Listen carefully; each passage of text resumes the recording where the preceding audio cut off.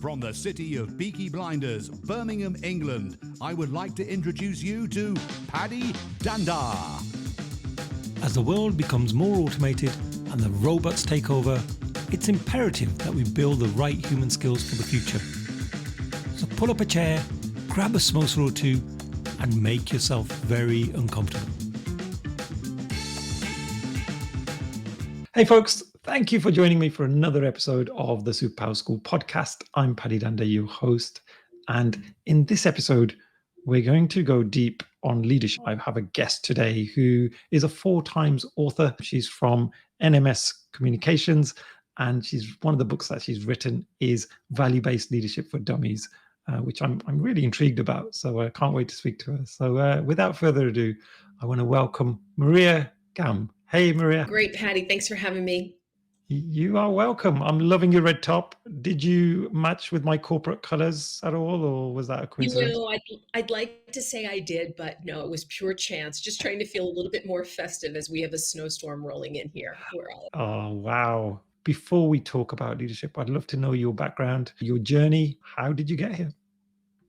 I'm a born and bred native New Yorker, and as you said, we were talking about how crazy it is to live here. I love this place. It's insane. It will always be my home.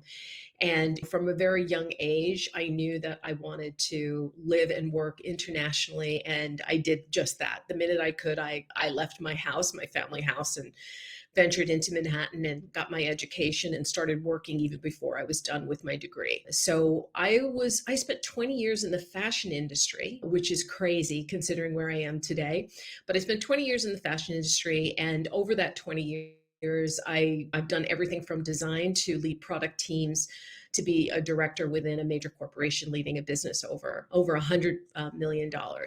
And it was all great, but I remember sitting in my office, and my office looked right down Broadway, and I could see the Empire State Building, and I kept thinking to myself, I love what I do. I love my team and everything, but there's got to be more to this. There's got to be a better way or a bigger way that I can make an impact. And when I tried to get some more leadership training, and their answer was to send me to a very low cost seminar out in New Jersey on leadership. And I was on vacation, and I thought to myself, I can't believe that this is the solution. I mean, I'm handling all of this money and this business, and I'm telling them I want to learn, and there wasn't really an option there for me that I felt was really suitable.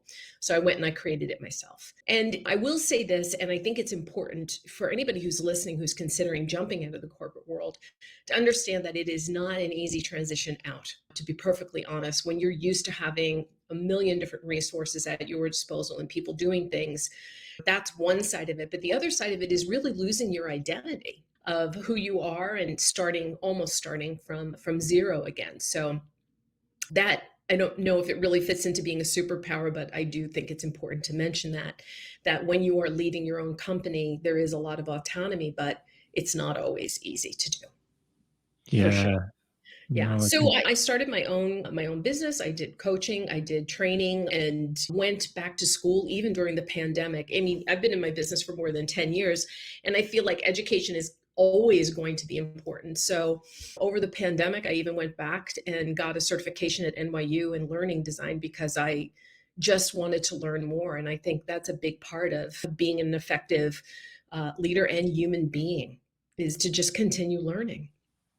What's funny about that, Maria, is I now work for a big training organization, but I remember leaving university, I was so sick of learning because I don't think I had a really great experience, to be honest. I don't think I really came across a teacher or a lecturer that I felt really inspired me. And I just couldn't wait to leave, and I couldn't wait to start work. And in my head, I said to myself, I'm not going to learn anything else, like do no more formal training. I didn't want to study. I just wanted to work. And it's amazing when you look at today's world that if you take that attitude, you're going to get dead and buried because the world is moving so fast and learning has to be part of your DNA almost. Would you agree? Absolutely. I read something the other day that said that the amount of advance that we will experience in the next 4 years is equal to what has been covered in the past 10. So our world is continually speeding up. And so we have to continue to upskill ourselves and to improve ourselves and to be engaged in the world around us, but just as people, just even as just mere human beings in the world. Yeah, that's phenomenal, isn't it? 10 years in 4, and I'm sure that will shrink even further going past those 4 years. Yeah, and I say that as I was just, arm wrestling with the Slack. So I still have my technical stuff to upgrade myself. Oh, good stuff. So, Maria, let me ask you about your time in that leadership environment, in a Mhm. corporate environment in America, I'm guessing, Yes, as a female. yes. How was that for you?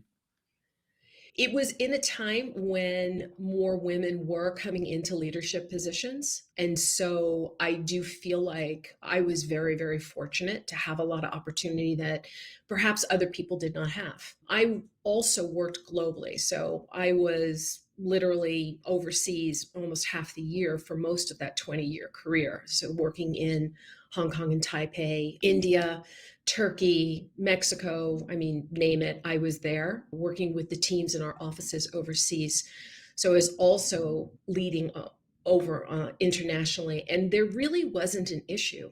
But I can remember being very young, like when I first started out going to Korea, and it wasn't usual that a woman was in a leadership position and how it was an adjustment. And I will tell you, it made me really value what opportunity I did have, because I could see how the women there did not have that opportunity and they were treated differently.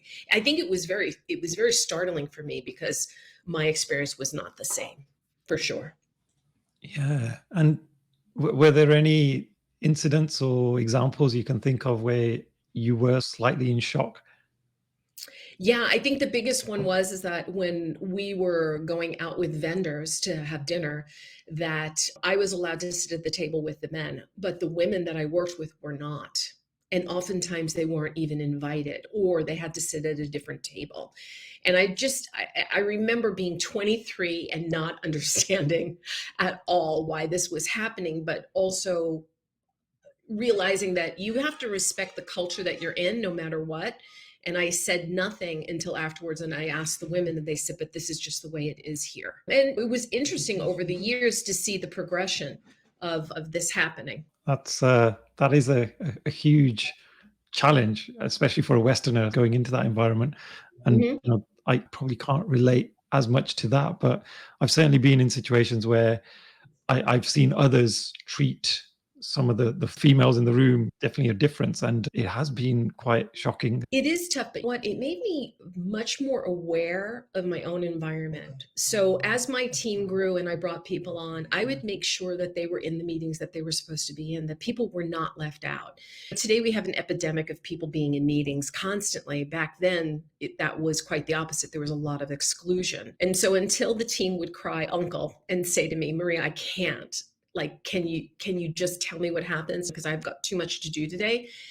I would be like, okay, but I want to make sure that you are included in the decision making process and that the work that you're doing, other people see. It's really important that I think your team members know that. And that was the thing that I felt wasn't happening in that situation way back when I was 23 in Korea, is that these women were working their butts off and doing amazing things and running massive productions, and they were not getting the credit for it. So it was something that I was really conscious of. Did I do it perfectly? No. I mean, but it was all a learning experience. And I think that's one of the takeaways I would give to somebody, is to just have the awareness and do as much as you can with your awareness and realize that it's never going to be perfect, but at least make the effort. Awareness is such an important tool when you're leading other people. Yeah, no, great point, Maria, on that. And I'm going to just go back to something you mentioned a little bit earlier about working in a corporate, and it's really difficult breaking out of that environment. And I relate to that. I've pretty much always worked for corporates. So me Yeah. going independent, I can see how difficult that would be for me. But how did you go about that? If there's anyone out there who's thinking of making that transition, any bit of advice for them would be great. Absolutely. My first bit of advice is, before you leap, set your foundation. Know how you're going to do it, have the support of somebody who's going to help you create a business plan and actions.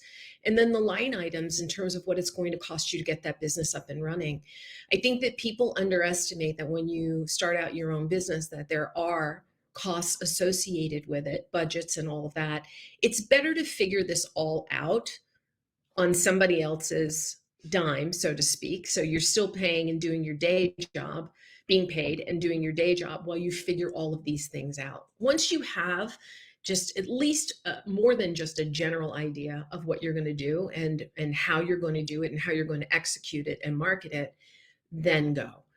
The planning is actually really important, but I also want to say don't be paralyzed by it. If you're going to do it, make the decision to do it and know why you're doing it. I mean, for me, I knew there was more that I could do. And I'm hearing that a lot, especially from women. As women hear the numbers in the United States of women leaving their workplace and their job is astronomical. I don't remember the exact number, but it's really large. But a lot of it has to do with a realignment of their priorities about what they want. And I want to qualify what I mean by that. Yes, some women are making a decision to stay home and rear their children, which is fantastic. However, there also are groups of women who are making the decision that they're only going to work from home because they need a better balance. They're making a decision that they want to work in an environment that has a better work culture, that gives them the ability to learn and to grow and not to be in a one-track only kind of organization.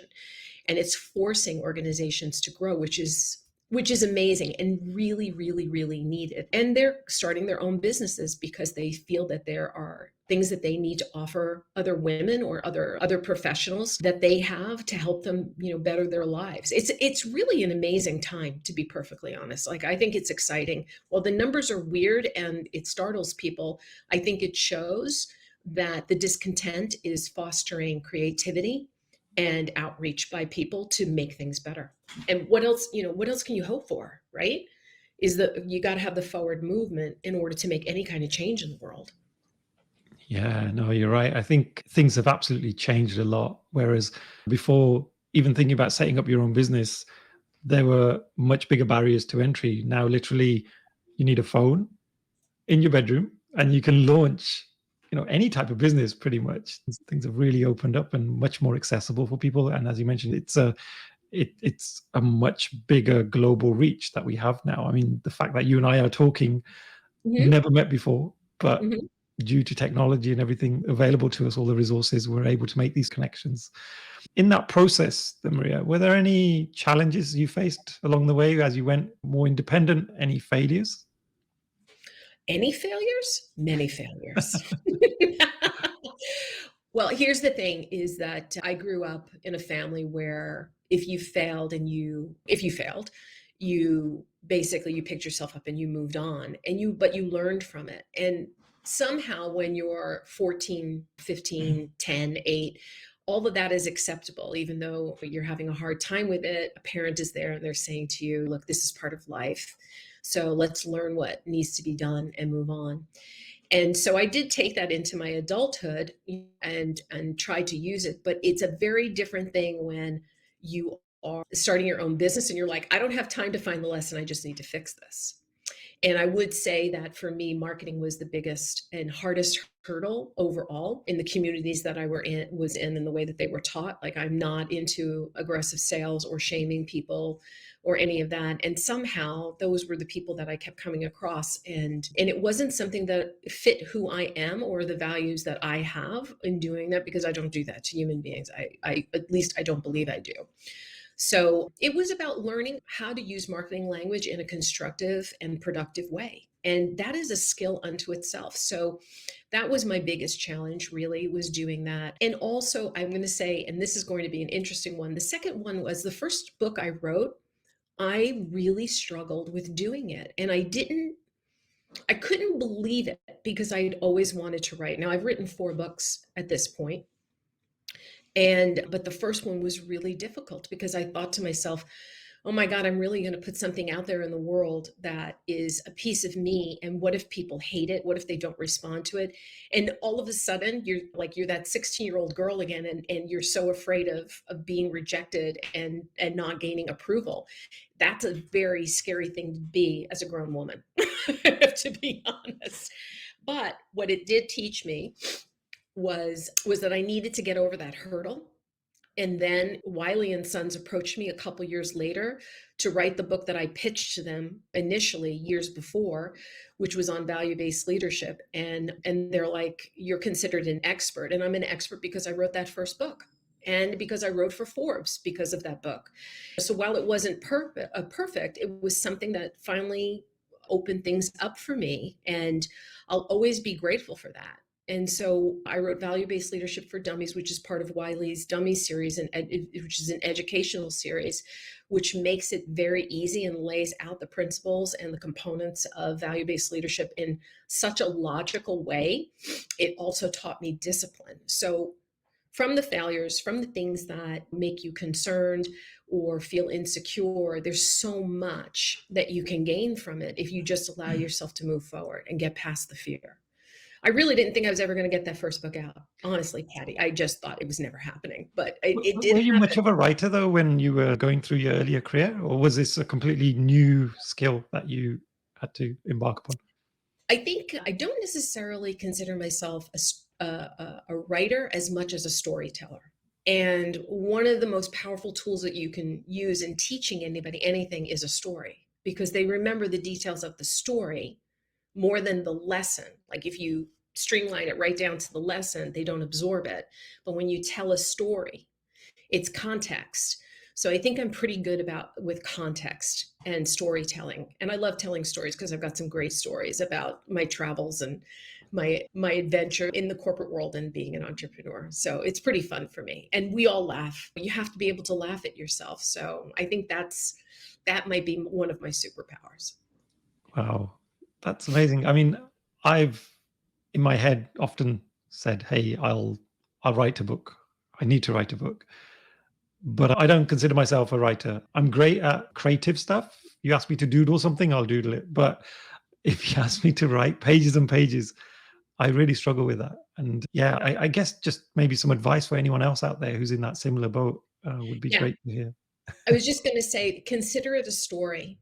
Don't think about pages and pages. Just consider the story that you want to tell. Like, what's the story you want to tell? Like for me, it was value-based leadership. It was about a new paradigm of the way that we can do business and the way that we can lead. I didn't have the words VBL, value-based leadership. I would start there. Start with the story that you want to tell and the why, and write that someplace or put it up on the board. Like I have a big board right in front of me that I use all the time.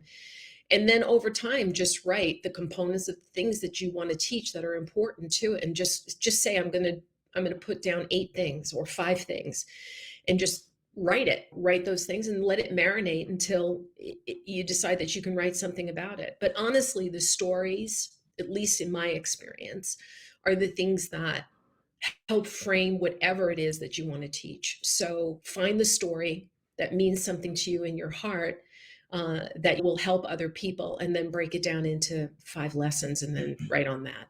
Then get a really good editor to help you flush it out. That's it.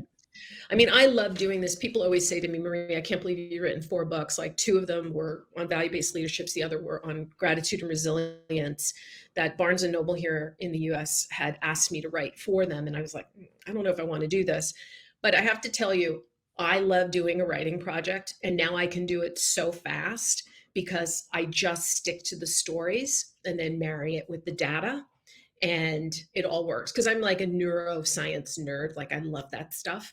So everything always goes back to neuroscience or positive psychology. And it's just because it's the stuff I read and that resonates with me.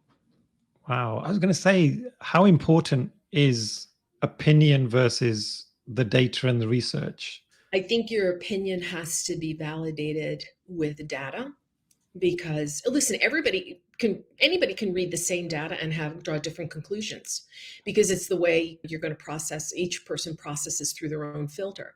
But I do think data is important, and it does give you credibility, especially today, because there's too much misinformation out there. There's too much of people talking just to be loud, just to be controversial, just to be shocking, just to be annoying, just to get under the skin of other people, that we as professionals, I think, have an obligation to say, this is my opinion and I form this opinion because of.